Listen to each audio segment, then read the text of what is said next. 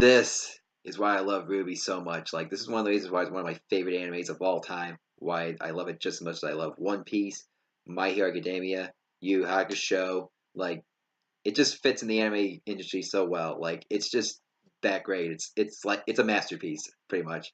The last two volumes, they were okay, but they weren't like up there with volume 3 and volume 2 and maybe volume 1. But this volume right here, this reminds us so much of why RWBY is just so amazing. Rooster Teeth, they really did a really good job with this volume, and today we're going to talk about it. I was going to talk about Dororo, like, for this week's video, but after watching this finale, like, I have too much I want to talk about with RWBY, so we'll deal with Dororo another time. Let's just talk about RWBY Volume 6. Hey, friends of YouTube, this is RWBY speaking, and let us begin. Now, before I go into this review, I will warn you, spoilers, so if you have not seen the entire volume, go watch it, because you are going to be very, very spoiled. So, if you have seen the entire volume, however, we can continue. So, let's start with the whole Adam situation, though. Man, though, Adam, I like so much better in this volume than I did in the last volume. The last volume, he was kind of a bit of a... I mean, I can understand there were a lot of people there surrounding him, but at least he could have fought some of them at least, and then, you know, maybe run away, I guess. But no, he just ran away without, like, fighting too much, I guess, so... I mean, so yeah, we didn't really get the potential that we wanted from Adam. But in this volume, however, we finally did, and not only did we get so much potential from him, we finally get to see what he looks like under the mask. And it looks like there are numbers. I mean, yeah, those are numbers on his eye, but it looks like someone took, like, a hot iron, like what they would use for cows, and just... That's what it looks like, pretty much. Like, and the poor guy, though, like... I mean, I cannot believe I'm saying this about Adam, though, but if Adam was enslaved...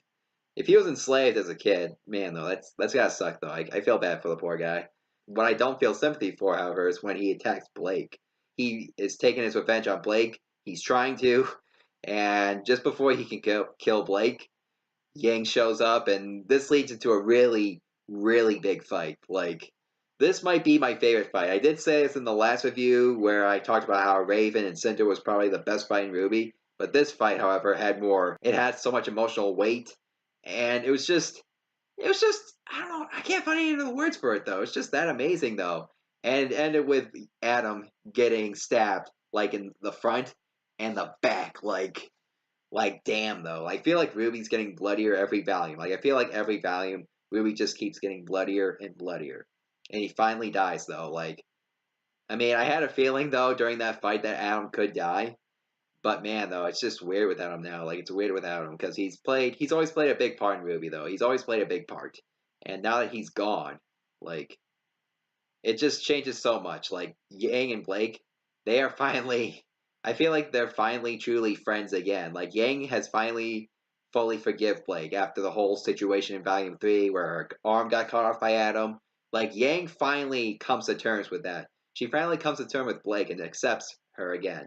And, you know, Blake had promised that she would never leave again. Even though this is a side plot, it's very enjoyable, though. Like, I like side plots like this. Like, side plots, if you're gonna give me a side plot, make it this interesting, though. And let's go over some other side plots. Let's talk about the whole Jean situation, though. Man, though. How many of you were surprised when you saw that statue of Para, though? Like that really hit me hard, though. Like, that really hit me hard in the feels. Like, because you guys know I have emotional attachment to this series, so, yeah, feels. So, when Jean approaches that statue, he sees this woman who looks like Para. Like, I don't know if she was real or not. I don't know if it was Para's mom or something like that, but she had red hair, green eyes, so you know there's a bit of a connection with Para. Like, it's obvious. So when Jean's talking to this woman, it's like Jean's finally coming to terms with Para's death, though, because, I mean, he's always blamed himself for that. Like, he always thinks that, oh, I could have been stronger, I could have done something, but yeah, he wasn't even that close yet. He wasn't as strong as he was now. It's just nice that he's finally coming to terms with that now, because he can get stronger the right way, instead of just, you know, just being like, oh, I'm going to beat myself up, I'm going to keep blaming myself. Like, no. Don't get stronger by beating yourself up. I like that. I like character development, though. Like, if you're going to do some downtime, if you're going to do some moments when they talk, do it like this, though. Do it when they have some, like, character development and stuff. You know, that's what I like. You know, in the last volume, we got too much talking where it didn't really lead to anything. It didn't lead to any development. This, however, led to development. Then we get the Neo and Cinder situation. Neo is just such a great sidekick villain, though. Like, I love her so much though. She's just so great. I mean, she's just like the Harley Quinn of this series though. That's how much she is enjoyable. Only she doesn't talk so clearly. But when these two fight, it's hand to hand combat, and then when they take it outside, it's just they start using their semblances. As always, it's a great fight though. Like this fight was not disappointing. Only Neo was no match for Cinder when she used her Fall-Bane powers. So this was pretty much just set up for like the next volume because I thought at first they were gonna run to RWBY like close to the end of this volume, but no, this was just like this was just set up for like the next volume, like what's about to come because Cinder wants to get revenge on RWBY clearly since what happened in Volume 3. So this could be her chance. And I think RWBY deserves to have a fight with Cinder though. Like they deserve to have a fight together. Like they need to fight each other, and RWBY needs to take Cinder down. So this volume is very good with setup. Like this is a true example of how you set up for like the next volume. Let's talk about the Salem and Osmond situation though. Everybody's been talking about this. Like everybody thinks this might be one of the best episodes of RWBY, and I believe that. It's a really good flashback. It's really fleshed out. It's tragic, but entertaining at the same time. That's how I like my anime backstories. Like, so we have Osmond and Salem. They were once husband and wife. They once had kids together, and now they're the enemies they are today. Like Osmond, though, he's been trying to think of ways to take down Salem, though, but the genie just tells him, you can't. You can't take down Salem. And since then, he's been lying to his allies. He's been lying to Team RWBY, to Crow, even to Oscar, though. Like, everybody just feels betrayed by this guy. Even though he's not really a bad dude, because, he's not a bad dude. He just feels really stressed out because they start attacking him. It's like your parents are yelling at you, and you just want to hide. He wants to make sure these kids make it out alive. He wants to make sure these kids take down Salem. And so maybe he thinks, maybe there's a glimmer of hope that they will take down Salem, because, it just gets you... It gets you curious, though, and I'm excited more for Osmond, though. Osmond, though, like, I never thought we would see him this fleshed out before. I never thought that. I never thought we'd actually get a backstory of him, and this was really shocking. This was really shocking, and I like that. My only complaint with the Salem situation is that we didn't really get a whole lot of Salem, though, just in the backstory, though. And we got, like, a little small appearances from here to there, but yeah, though.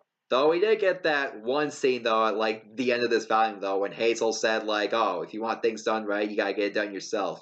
And we see her setting up all these Grimm and everything, getting them ready. She's clearly gonna have a rematch with Osmond, though. We all know that. But still, though, at the end of the day, though, I felt like they could have built up Salem's character more. I felt like maybe they could have built up more. Like, maybe Salem goes training in this training room or something. They could have done something like that just to build that up more, but we still got enough build up, though. I mean, I guess that works, so I'm still excited, though, either way, though. Then we have Maria, though. Like, I like it when Rooster Teeth does new characters like this, though. Like, this is how you introduce new characters. This is how you flesh them out. This new character right here, Maria, she is amazing, though. She's funny. Like, she is just full of dark comedy, though. Like, she's just like, oh, that colonel at the Argus base? Maybe she's dead. Like, that's something you don't usually hear in RWBY. But I like it, though. I like me some dark comedy. I can get used to that. I can laugh at it. I mean, the one thing about Maria that makes her pretty serious, though, is her experience, though. She was once the Grim Reaper. She had silver eyes until she lost it. And since then, she doesn't feel like being a huntress anymore. She retired from that. But she's also this mentor-like character, though. And like RWBY, she hasn't really met any silver-eyed people other than her mother. Then she meets Maria. She starts learning more about her. And she realizes she can learn so much from her. And then we have RWBY, though. RWBY has gone through so much character development, though, as a leader and as someone who can use the silver eyes, though. And what I mean by that is, like, RWBY, she's always struggled to use her silver eye power, though. She's always struggled on how to control it, though. And in this volume, though, like, with the whole stuff with the apathy, the zombie-like Grim, which, by the way, that was scary, though. I got some really big horror vibes with that, because I felt like that was like a horror movie. I felt like, oh, it's one of those things where something really scary happens, and then something good happens later, like they escape the monster or whatever. It felt so much like that. Like, it felt so much like a horror movie when they were going through that Burnswick farm, whatever.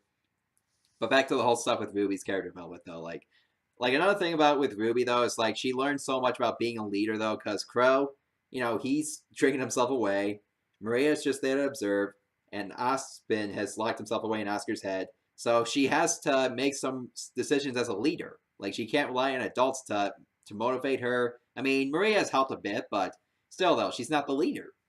And then, that scene though where she confronts the Grim though, like that giant light Grim though.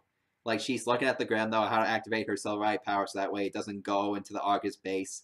Like she's trying to figure out how to use it, and she has all these flashbacks, these memories going through her head.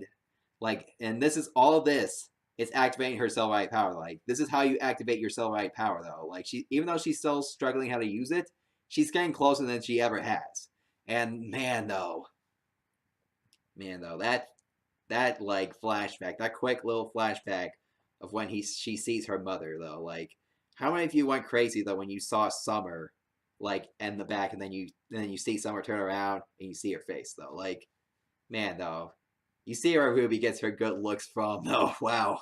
I'm hoping though later in the next volume though we get more flashbacks with Summer. You know, we get more of that relationship with Ruby because Ruby, even though Ruby was really young, she still remembers Summer though. She still remembers her mother, and I'm hoping like more of that will motivate her more. Like I'm really hoping so. It's just that this one, I feel like she felt more like the MVP. I felt like she was the one. Oh, this is the main character. Like this is the one you point at. This is the one who's going to save the day because that's pretty much what the main character is.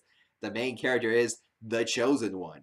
And let's talk about the animation though. The animation though is just so it just keeps getting more beautiful every volume goes by. Like, because since the fourth volume, you know, the animation got really better. Like, it got really better. You know, the fifth volume was pretty good too with animation. And this volume, though, I feel like we are exploring new environments, though. I mean, we've never really been to this snowy Wonderland before. Like, we've never been to this Burnswick farm, this scary looking farm, abandoned place. We've never been to the town of August or the military base. We've never been to any of these places, and they just look so great. Like they look so great though. I'm glad Rooster Teeth saved these places for later.